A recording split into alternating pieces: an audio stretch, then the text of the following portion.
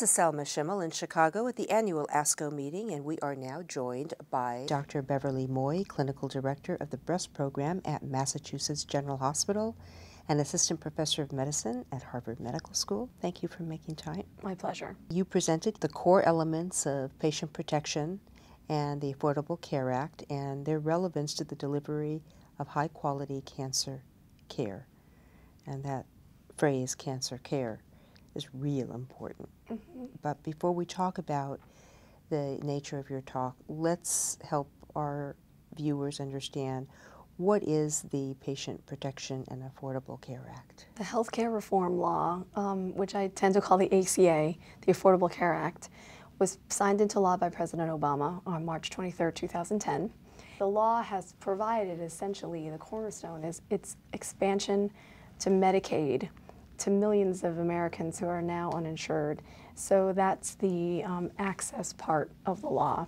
But it also, in some respects, addresses the affordability of health care, which is really in crisis right now. The presentation, what did you focus on? It was a very thoughtful presentation by myself and by others about the ethical dilemmas that arise due to healthcare reform to the oncologist. There are many aspects of the law that are relevant to the delivery of cancer care. For one thing, obviously, as I just mentioned, there is a huge expansion of Medicaid to our poor Americans. So that ensures adequate access to health care for millions and millions of uninsured, and that's obviously a huge issue for cancer.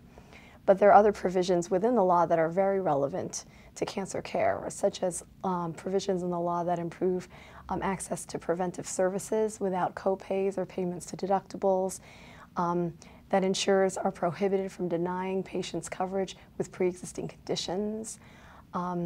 Also, for pediatric cancer patients, they are basically allowed to enroll in hospice services, but they no longer have to forego active cancer therapy, which is very important. So there are a lot of really great things in the law that apply to cancer. The big issue, however, where the ethical dilemmas arise are the cost of cancer care, which are skyrocketing, just like the cost of overall health care. The ethical dilemmas that arise are that we're going to have to learn how to practice cancer care in a more resource-constrained environment. That's going to be an issue that is inevitable. Bundled payments are here and they're coming. Accountable care organizations are coming. So it's really important for the entire oncology community to recognize this and to understand the implications of this law on our practice.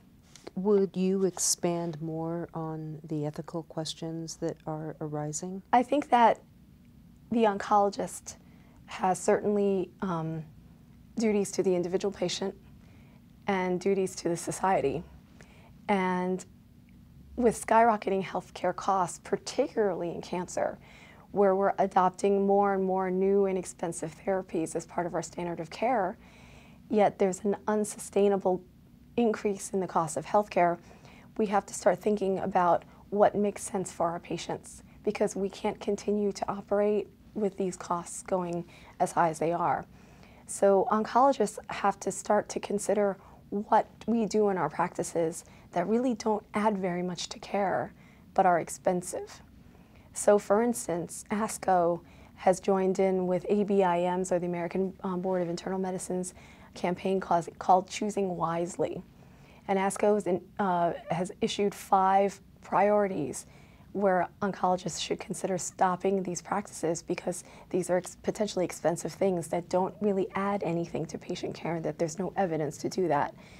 Oncologists are going to have to think further in the future about these issues, but they create some ethical dilemmas.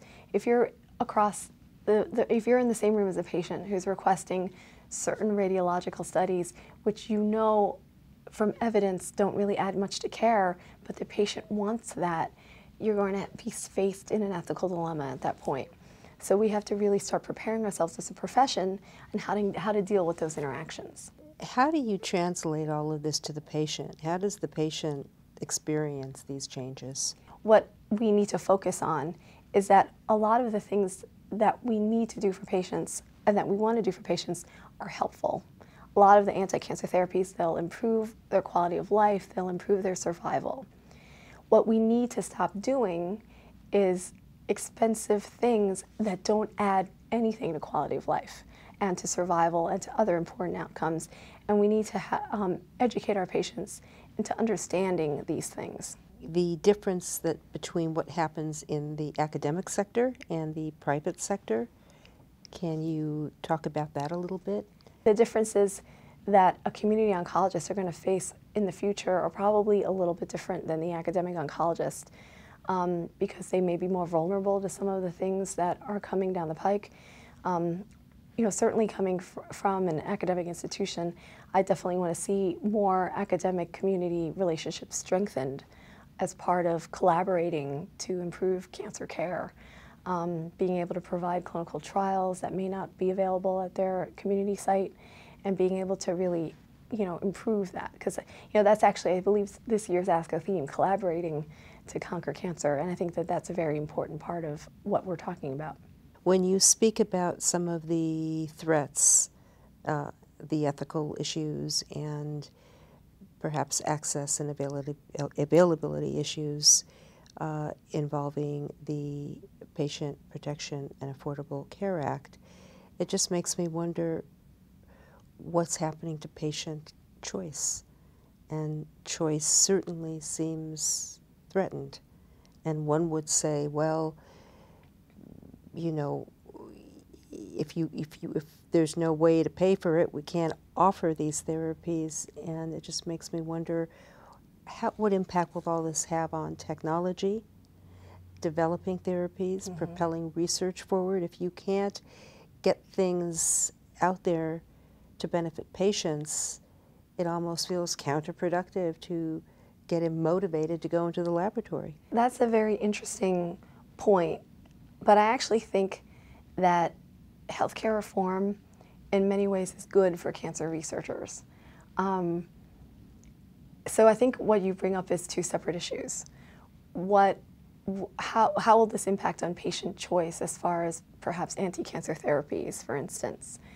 And I don't think that the choice so much will be impacted, but I think that providers are going to have to be much more thoughtful about what choices make sense, and not to give patients choices or maybe discourage choices that don't add anything. And that's very important. And what I mean by that is that, you know, there are some settings where, you know, certain therapies can be extremely expensive, but don't do anything to prolong someone's life, and in fact may actually make the end of life worse. So these are things that we have to discuss very openly and candidly with our patients. I think that it's more important that patients have good choices rather than good choices plus bad choices. As far as research is concerned, I don't think that the law will in any way stifle drug development and drug research. I think that we need therapies, you know, that it's cancer. We need many more therapies. If there's anything that the law does, it's that it encourages people to do more research, maybe concentrating more on research that's already existing to figure out what therapies really work in the real world. They're really, you know, we don't have, I think if there was a theme to yesterday's session, is that we run out of time to kind of dilly-dally anymore. This is a crisis as far as healthcare costs and cancer care. So we need to take what we have existing and do better research and ask the right questions.